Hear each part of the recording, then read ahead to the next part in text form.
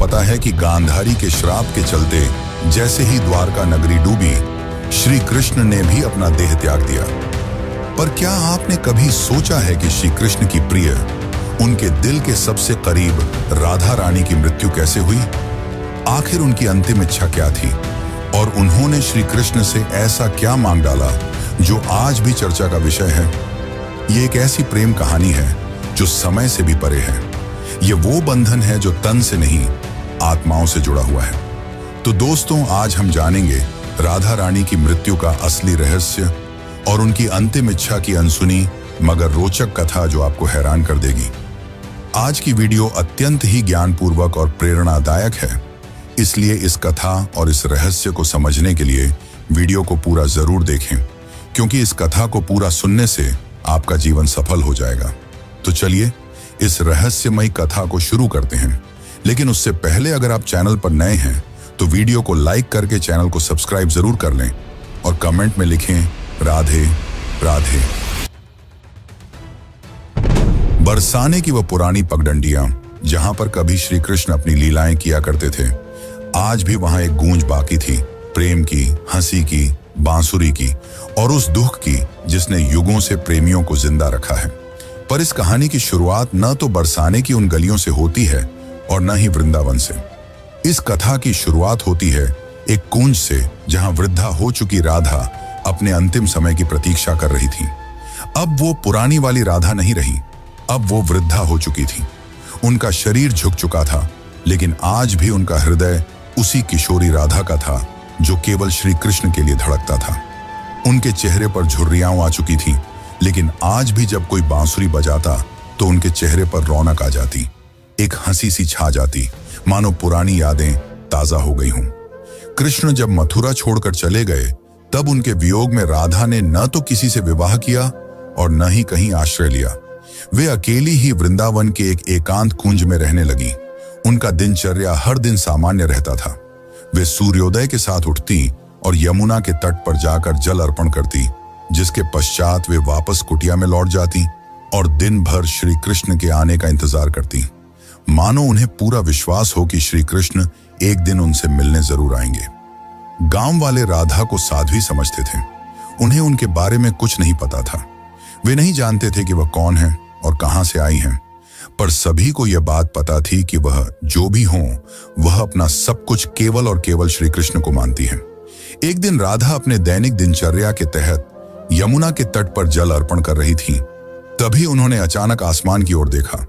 हवा में सन्नाटा सा छा गया और उनके हृदय में एक कंपी सी दौड़ गई, मानो पूरा ब्रह्मांड उन्हें कुछ कहना चाह रहा हो। और उसी दिन शाम को वे अपनी कुटिया के बाहर तुलसी के पौधे के पास बैठ गईं और उन्हें प्रणाम करते हुए कहा कि अब मेरे जाने का समय आ गया है, पर मैं यूं ही नहीं जाऊंगी। मैं तब तक नहीं जाऊंगी जब तक स्वयं श्री कृष्ण मुझे विदा न कर दें। राधा ने कहा कि मैं अपना देह तभी त्यागूंगी जब श्री कृष्ण अपने साक्षात रूप में मेरे सामने आएंगे और प्रेम से मेरा नाम पुकारेंगे, राधे। उनकी यह इच्छा सुनकर गांव वाले चौंक गए और सोच में पड़ गए कि आखिर इतने बड़े राजा इस वृद्ध महिला से मिलने क्यों आएंगे। पर किसी ने भी राधा की भक्ति पर संदेह नहीं किया, क्योंकि उन्होंने जीवन भर सिर्फ प्रेम की परिभाषा को जिया था। उनके मन में श्री कृष्ण का अद्भुत प्रेम था और दूसरी तरफ द्वारका में बैठे श्री कृष्ण, जिनके पास सब कुछ था, पर फिर भी उनका दिल आज सूनापन झेल रहा था। कहते हैं ना कि सब कुछ पाकर भी आदमी के पास कुछ नहीं होता। आज श्री कृष्ण की हालत भी वैसी ही थी, लेकिन उन्हें अब अंदर से एक खिंचाव सा महसूस हो रहा था। उन्होंने अपनी आंखें बंद की और राधा की पुकार उनके कानों में गूंज पड़ी। इस पल श्री कृष्ण की आंखों में आंसू थे, पर हृदय में सुकून। उन्होंने तुरंत सब कुछ छोड़कर उसी पल एकांत कुंज की ओर प्रस्थान किया, जहां राधा रानी उनका इंतजार कर रही थी। जब श्री कृष्ण वहां पहुंचे तो राधा कुटिया के बाहर तुलसी के पेड़ के पास बैठी हुई थी। उनकी आंखें बंद थीं और वे ध्यान में लीन थीं। कृष्ण ने धीरे से कहा, राधे। यह शब्द सुनकर राधा की आंखें खुली और उनके चेहरे पर एक चमक छा गई। उनकी आंखों में वह प्रेम था जो न कहा जा सकता था और न ही छुपाया जा सकता था। राधा मुस्कुराई और श्री कृष्ण से कहा, प्रभु, अब मेरे जाने का समय आ गया है। अब मेरी आत्मा केवल विश्राम चाहती है। यह सुनकर श्री कृष्ण ने राधा का हाथ थाम लिया। अब राधा की सांसें धीरे धीरे धीमी होने लगी और उन्होंने वहीं तुलसी के पेड़ के नीचे अपने प्राण त्याग दिए। किंतु यह अंत नहीं था। इसी पल वह रहस्य ने जन्म लिया जिसे सुनकर आप चौंक जाएंगे। राधा की आत्मा को तो मोक्ष मिल गया, पर उनके आखिरी शब्द अब भी श्री कृष्ण के कानों में गूंज रहे थे। राधा ने अपने अंतिम पलों में कहा था, प्रभु, जब इस धरती से प्रेम का अर्थ मिटने लगेगा तब मैं फिर लौटूंगी। मुझे फिर जन्म लेना होगा, क्योंकि प्रेम जीवन का प्रमुख हिस्सा है और उसे मिटने नहीं दिया जा सकता। जहां राधा ने अपनी देह त्यागी थी, वहां एक नया पौधा उगाया जो तुलसी से भी अधिक उज्जवल था, मानो कोई स्वर्गीय पौधा हो। गांव के लोग उसे राधा वृक्ष के नाम से पुकारने लगे और वहां पूजा पाठ करने लगे। पर किसी को नहीं पता था कि उस पौधे के नीचे एक रहस्य पल रहा था। वह रहस्य था राधा के पुनर्जन्म का, जो आपको चकित कर देगा। कई युग बीतने के बाद जब प्रेम का मूल्य घटने लगा और लोग सिर्फ वासना में डूबने लगे, तब बरसाने से कुछ दूर एक साधारण किसान के घर में एक कन्या का जन्म हुआ। उसका नाम ललिता रखा गया। पर यह कोई साधारण कन्या नहीं थी। वह बिना किसी के सिखाए ही बांसुरी की मधुर धुन बजा लेती थी।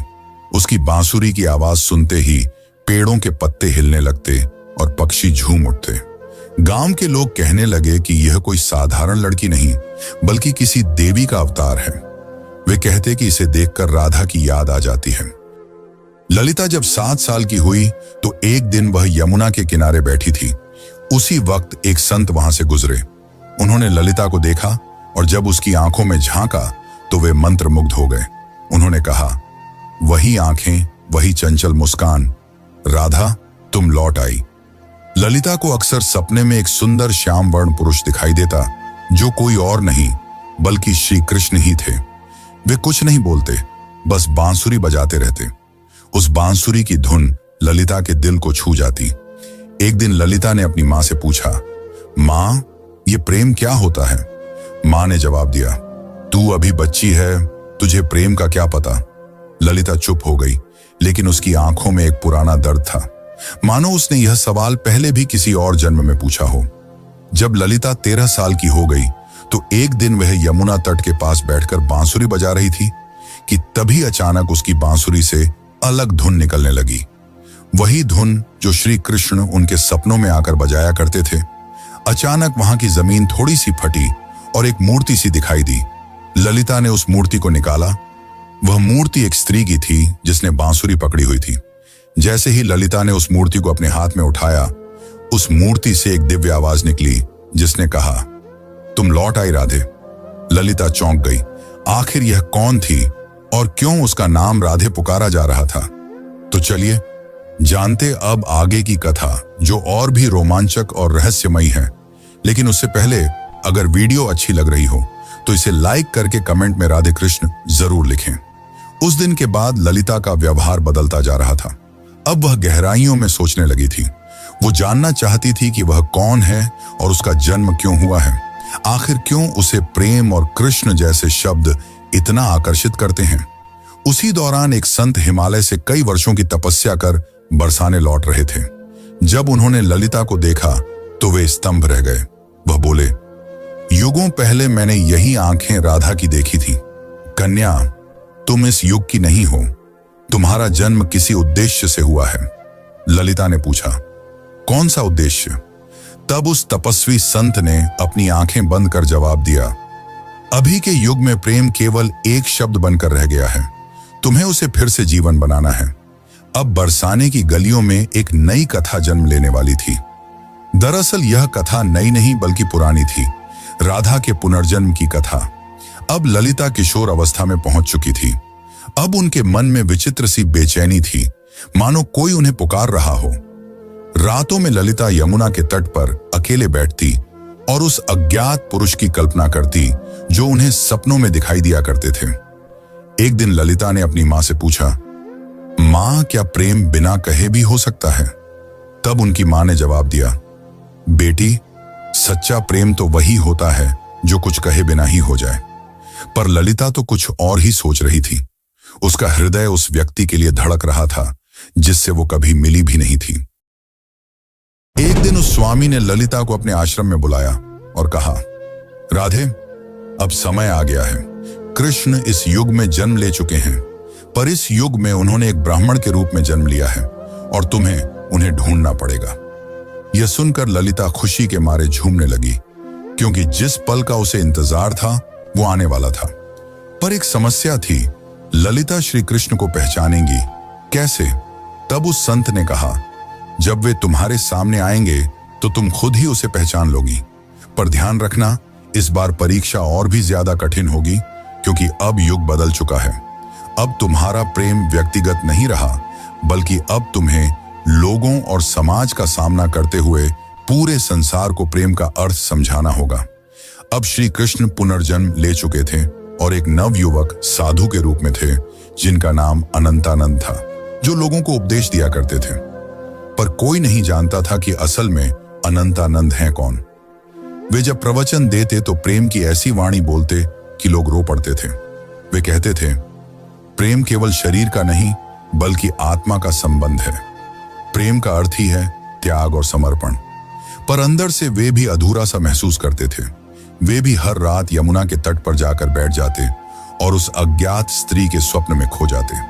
अब एक दिन संत के आदेशानुसार ललिता अपने माता पिता को प्रणाम कर अकेले ही अपने उस अज्ञात प्रेम की तलाश में निकल पड़ी। उनके हाथ में केवल एक छोटी सी बांसुरी थी और मन में दृढ़ निश्चय।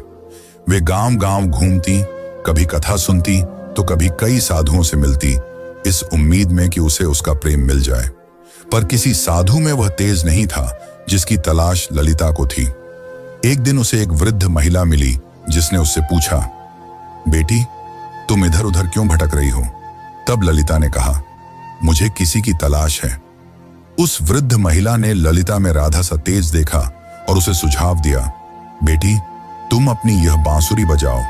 जो तुम्हारे लिए बना होगा वह स्वयं ही धुन सुनकर तुम्हारे पास खींचा चला आएगा। जिसके पश्चात ललिता ने ऊंची पहाड़ी पर चढ़कर अपनी बांसुरी बजाई और ठीक उसी पल उसे कई मील दूर अनंतानंद की आंखें भर आईं। ललिता अब तक 8 गांव पार कर चुकी थी।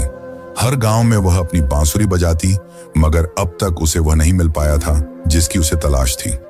ललिता को अनंतानंद के आसपास होने का एहसास होता, मगर वह उसे ढूंढ नहीं पा रही थी। अब वह थक चुकी थी, जिसके बाद उसने प्रण लिया कि यदि अगली पूर्णिमा की रात तक उसे वह नहीं मिला तो वह यमुना में कूदकर अपनी जान दे देगी। उस दिन आखिरी बार ललिता ने बांसुरी बजाई। उसकी धुन वैसी ही थी जो किसी को अंदर तक भिगो दे। उसी पल हिमालय में बैठे अनंतानंद को वह ध्वनि सुनाई दी। उसे वह ध्वनि काफी प्रभावी लगी, मानो उसने कई वर्षों बाद वही ध्वनि सुनी हो जो उसे पुकार रही हो। अनंतानंद ने तुरंत ही हिमालय छोड़ दिया। ठीक उसी रात ललिता को फिर से स्वप्न आया, पर इस बार स्वप्न काफी अलग था। इस बार श्री कृष्ण और राधा यमुना के तट पर बैठे थे और राधा श्री कृष्ण से पूछ रही थी, प्रभु, क्या इस बार भी मेरी प्रेम कहानी अधूरी रह जाएगी? कृष्ण ने कहा, नहीं राधे, इस बार संसार को तुम्हारे प्रेम की पूर्णता दिखाई देगी। इतना कहते ही ललिता का स्वप्न टूट गया। ललिता के मन में एक नई उम्मीद जाग उठी थी। अब वह उस जगह पहुंची जहां अनंतानंद पहुंचने वाले थे, वृंदाधाम। यह कोई आम स्थान नहीं थी। कहते हैं कि इसी स्थान पर राधा ने कृष्ण को आखिरी बार देखा था और एक शिला को छूकर प्रण लिया था कि जब तक उसकी प्रेम कहानी पूर्ण नहीं हो जाती वह लौटती रहेगी। उस समय वृंदाधाम में एक कथा हो रही थी और उस कथा के वाचक कोई और नहीं बल्कि स्वयं अनंतानंद थे। ललिता बहुत दूर खड़ी थी और उनके चेहरे को भी नहीं पहचानती थी, परंतु उनकी वाणी में कुछ ऐसा था जिसने उसके हृदय को प्रभावित कर दिया। उस दिन अनंतानंद प्रेम की परिभाषा समझा रहे थे। प्रेम वह नहीं जो आपके पास होता है और आपके साथ जीता है। प्रेम तो वह है जो दूर होकर भी पास होता है। वे यह सब बता ही रहे थे कि उनकी आंखें ललिता से टकराईं। दोनों एक पल के लिए स्तंभ रह गए, मानो पूरी दुनिया ही रुक गई हो। अनंतानंद ने तुरंत ही प्रवचन छोड़ दिया और ललिता के पास दौड़े चले आए। तब ललिता ने अनंतानंद से धीरे से पूछा, क्या आज भी आपको मेरी आवाज सुनाई देती है? अनंतानंद ने उसकी आंखों में देखा और प्रेम से कहा, राधे, तुम आ गई। पल काफी मनमोहक था। पूरा संसार थमा हुआ था, लेकिन यह अंत नहीं था। असली कहानी तो अब शुरू होने वाली थी। अचानक मौसम खराब होने लगा और बादल काले पड़ गए, और तभी वहां एक साधु कुरंगनाथ प्रकट हुए, जो नहीं चाहते थे कि राधा और कृष्ण फिर से मिलें, क्योंकि उसे ऐसा लगता था कि अगर राधा और कृष्ण फिर से मिल गए तो प्रेम को धर्म से ऊपर का स्थान मिल जाएगा, जो कि समाज की जड़ता को तोड़ डालेगा। कुरंगनाथ ने कहा, तुम्हारा प्रेम आज के युग के नियमों के विरुद्ध है। आज का समाज न तो इस प्रेम को समझेगा और न ही सहन कर पाएगा। तब अनंतानंद ने कहा, प्रेम समाज का मिलन नहीं बल्कि दो आत्माओं का मिलन है। तब कुरंगनाथ ने कहा, तो फिर अब तैयार हो जाओ अंतिम परीक्षा के लिए। कुरंगनाथ ने कहा कि यदि तुम्हारा प्रेम सच्चा है तो अगली पूर्णिमा की रात तक ललिता अपनी आंखों पर पट्टी बांध लेगी और वह बिना देखे और बिना सुने तुम्हें ढूंढ निकालेगी। यदि वह इसमें असफल हो जाती है तो दोनों को फिर से युगों युगों के लिए बिछड़ना होगा। अनंतानंद यह सुनकर मौन रह गए, पर ललिता ने बड़े ही प्रेम पूर्वक और शक्ति से कहा, मुझे आपकी यह शर्त मंजूर है। पूर्णिमा की रात पास आ रही थी। यह परीक्षा ललिता के लिए केवल एक शर्त नहीं थी, बल्कि उसके प्रेम और संयम की लड़ाई थी। वह खुद भी यह जानना चाहती थी कि क्या बिना देखे सिर्फ मन और आत्मा से प्रेम किया जा सकता है या नहीं। अब उसने अपने नेत्रों पर पट्टी बांध ली और कसम खाई कि वह अब किसी को नहीं देखेगी जब तक उसकी आत्मा उसे स्वयं श्री कृष्ण को न दिखा दे। लोगों ने जब उसे ऐसा करते देखा तो वे उसका मजाक उड़ाने लगे कि आजकल की कन्याओं को तो सिर्फ नाटक करना आता है। लेकिन कुछ ऐसे भी थे जिन्होंने उसके इस प्रयास की तारीफ की और उसे हिम्मत दी और बोले, हे राधे, तुम इस युग में जरूर प्रेम को जीत दिलाओगी। उधर दूसरी ओर अनंतानंद एक सुनसान गुफा में ध्यान मग्न बैठे थे। वे केवल एक ही शब्द दोहरा रहे थे, राधे। वे न कुछ खा रहे थे न पी रहे थे। उनके शिष्य इस दृश्य को देखकर घबरा गए और बोले, गुरुदेव, यदि ऐसे ही चलता रहा तो आप जीवित नहीं बचेंगे। तब अनंतानंद ने मुस्कुराते हुए उत्तर दिया, मेरे प्राण तो केवल राधे में बसते हैं। इतना कहकर उन्होंने अपने शिष्यों को आदेश दिया कि यदि ललिता उनके बारे में पूछे तो उसे न उनका चेहरा बताया जाए, न ही उस स्थान का पता दिया जाए जहां वे ध्यान कर रहे हैं। वे भी जानना चाहते थे कि क्या इस युग में भी राधा केवल अपनी आत्मा की पुकार से उन्हें ढूंढ पाएगी। इधर ललिता अपनी आंखों पर पट्टी बांधे गांव-गांव भटक रही थी। वह अनेक साधुओं से मिलती और पूछती, क्या आप अनंतानंद हैं? पर उसे कुछ हासिल नहीं हो रहा था। कुछ साधुओं ने तो यहां तक झूठ बोलने की कोशिश की कि मैं ही अनंतानंद हूं, पर ललिता का हृदय उन्हें पहचान जाता। उनकी आवाज में वह माधुर्य नहीं था, न ही वह तेज था जो केवल आत्मा से पहचाना जा सकता था। एक बार एक साधु उनके पास आया जिसमें गजब का तेज था और जिसकी वाणी अत्यंत मधुर थी। उसने ललिता से कहा, मैं ही अनंतानंद हूं। यह सुनकर ललिता एक पल के लिए डगमगा गई, पर तुरंत ही उसे एहसास हो गया और उसने उस साधु से कहा, आप में तेज तो काफी है, पर आप वह आत्मा नहीं है जिसकी मुझे तलाश है।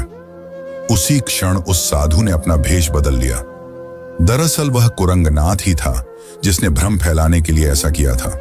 अब कुरंगनाथ ने क्रोध में कहा, तू अब तक नहीं टूटी? आखिर किस प्रेम की बात करती है तू? इतना सुनकर ललिता ने कहा, मेरा प्रेम इस युग के बंधनों से मुक्त है, जिसे शब्दों में समझाना असंभव है। इतना सुनकर कुरंगनाथ वहां से चला गया। अब ललिता उस गुफा के पास पहुंच चुकी थी जहां अनंतानंद ध्यान मग्न थे। ललिता धीरे धीरे गुफा के अंदर गई और अंत में उसे वहां किसी के होने का आभास हुआ, जिससे दिव्य तेज निकल रहा था। ललिता ने उन्हें पहचान लिया और उनके पास जाकर अपनी बांसुरी उनके पैरों में रख दी और कहा, मैं आपको देख नहीं सकती, पर मेरा हृदय काफी जोर से धड़क रहा है। क्या आप वही हैं जिनकी मुझे तलाश है? अनंतानंद ने बांसुरी उठाई और उसे बजाया, वही धुन जो ललिता को यमुना तट और अपने सपनों में सुनाई देती थी।